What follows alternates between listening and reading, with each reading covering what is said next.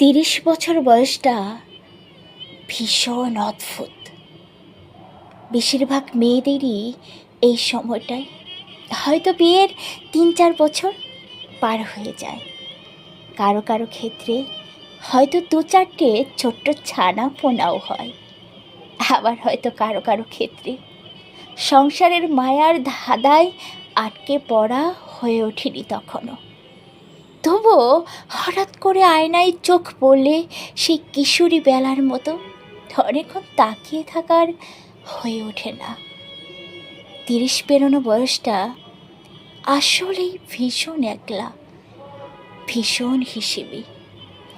18-র তরুণীর মতো চাইলেই দু চোখ ভরে কাজল পরে ঝুম বৃষ্টিতে ভেজা হয়ে ওঠে না।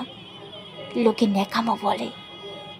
40-এর মতো সংসারের যাবতীয় সিদ্ধান্তে ঘরের মধ্যমণি হওয়া যায় না।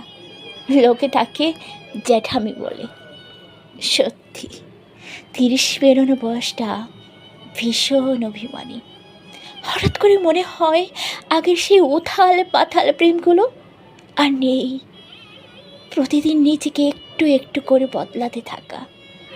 30 ছুঁয়ে যাওয়া এই বয়সটা বিষণ্ণ, একটা ভীষণ চঞ্চল পাখি।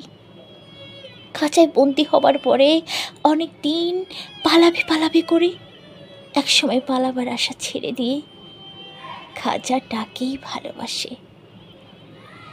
30 পারানো বয়সটা ভীষণ বিষণ্ণ, অদ্ভুত বিষণ্ণ।